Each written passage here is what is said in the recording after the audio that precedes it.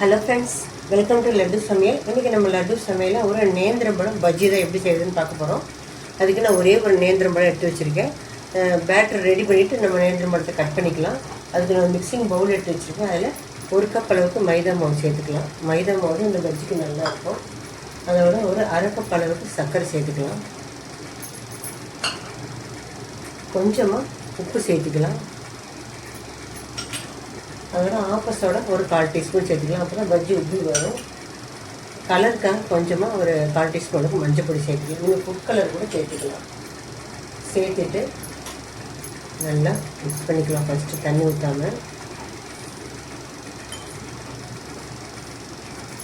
கொஞ்சம் கொஞ்சமாக தண்ணி ஊற்றி பஜ்ஜி மாவு கன்சிஸ்டன்சிக்கு நம்ம பிசைஞ்சுக்கலாம்.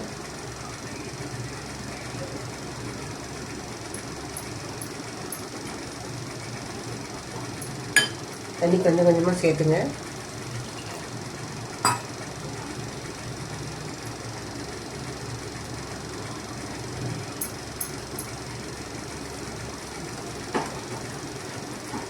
கொஞ்சம் தண்ணி சேர்த்துக்கலாம். கொஞ்சம் கொஞ்சமாக தண்ணி சேர்த்து நல்லா கட்டி இல்லாமல் கலக்கிக்கங்க. நீங்கள் கை வச்சு கூட மிக்ஸ் பண்ணிக்கலாம். இந்த அளவுக்கு பேட்டர் ரெடி ஆகணும். ரொம்ப கெட்டியாகவும் இல்லை, ரொம்ப தண்ணியாட்டம் இல்லாமல் கட்டி இல்லாமல் இந்த கன்சிஸ்டன்சிக்கு இருக்கணும். இப்போ கலந்துட்டோம். இது ஒரு 5 நிமிஷம் சர்க்கரை கலந்து ஊறட்டும். அதுக்கு நம்ம நேந்திரம் பழத்தை சின்ன சின்னதாக கட் பண்ணிக்கலாம். பேட்டர் ரெடி ஆகிடுச்சு. இப்போ நம்ம நேந்திரம் பழத்தை உரிச்சிட்டு, உங்களுக்கு நீளமாக வேணால் நீளமாக கட் பண்ணிக்கோங்க. ரவுண்டாக வேணும் நீங்கள் ரவுண்டாக கட் பண்ணிக்கோங்க. நான் சின்ன சின்ன ஸ்லைஸாக தான் ரவுண்டாக கட் பண்ணுறேன். இந்த மாதிரி ஸ்லைஸாக தான் நான் கட் பண்ணுறேன்.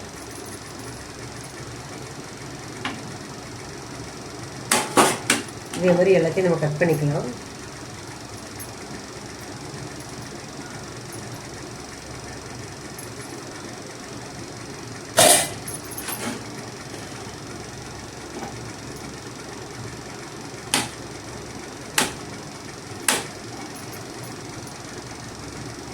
இந்த மாதிரி எல்லா பழத்தையும் நம்ம ஃபுல்லாக கட் பண்ணிக்கலாம்.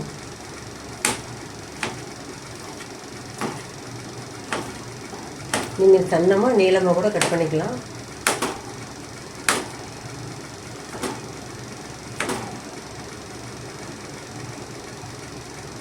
அவ்வளோதான், எல்லாத்தையும் கட் பண்ணியாச்சு. இப்போ நம்ம பஜ்ஜி போட்டுக்கலாம். இப்போ பேட்டர் ரெடி ஆகிடுச்சு. பழத்தை கட் பண்ணிட்டோம். கடாயில் எண்ணெய் ஊற்றி வச்சுருக்கேன். சூடாகட்டும். சூடாகனா நம்ம பழத்தை மாவில் டிப் பண்ணி பஜ்ஜி போட்டுக்கலாம். Heat out oil. எண்ணெய் ஹீட் ஆகிடுச்சு. ஃப்ளேமை வந்து மீடியமுக்கு குறைச்சிக்கோங்க. இப்போ பழத்தை நம்ம மாவில் டிப் பண்ணிவிட்டு பஜ்ஜி போட்டுக்கலாம். நிதானமான தீயில வேகட்டும்.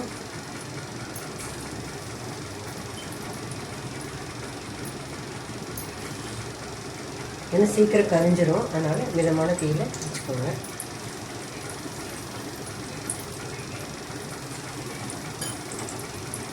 டேஸ்ட்டாக இருக்கும் இந்த நேந்திரம் பழம் பஜ்ஜி. ஈவினிங் ஸ்நாக்ஸாக நம்ம இதை எடுத்துக்கலாம். பழம் நழுவி பாலில் விழுற மாதிரி பழம் நழுவி எண்ணெயில் விழுந்துருச்சு. கொஞ்சம் நேரம் வேகட்டும். அதுக்கப்புறம் நம்ம திருப்பிக்கலாம்.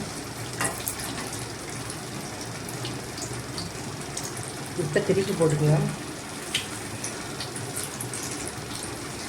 அது விழுந்ததுனால ஒன்றோட ஒட்டிடுச்சு. தனித்தனியாக போடுங்க. அப்போ தான் கரெக்டாக வேகும். இது 2 ஒட்டிக்கிச்சு.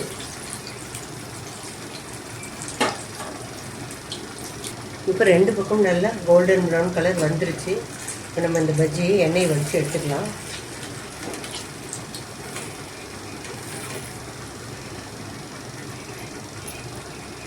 அடுத்த செட்டு பஜ்ஜியை போட்டுக்கலாம்.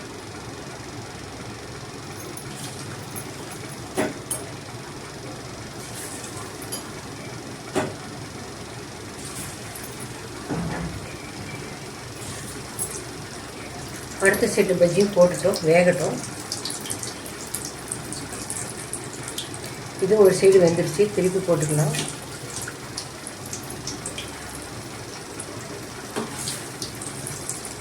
இந்த பக்கமும் நல்லா வேகட்டும். ரெண்டாவது போட்டது 2 பக்கம் நல்லா வெந்துருச்சு. பபிள்ஸ்லாம் அடங்கிடுச்சு. இப்போ எடுத்துக்கலாம் இதையும். அவ்வளோதான், எல்லா பழத்தையும் பஜ்ஜி போட்டு எடுத்துட்டோம். சூப்பராக நம்மளே நேந்திரம்பழம் குட்டி பஜ்ஜி அட்டகாசமாக ரெடி ஆகிடுச்சு. ஈவினிங் டீ டைம் ஸ்நாக்ஸாக அது குழந்தைங்களுக்கு செஞ்சு கொடுங்க. நீங்களே இதே மாதிரி ட்ரை பண்ணி பாருங்கள். பிடிச்சிருந்தால் லைக் பண்ணுங்கள், ஷேர் பண்ணுங்கள், கமெண்ட் பண்ணுங்கள், என்னோடய சேனலை சப்ஸ்கிரைப் பண்ணுங்கள். மறக்காமல் பெல் ஐக்கானை கிளிக் பண்ணுங்கள். தேங்க்ஸ் ஃபார் வாட்சிங்.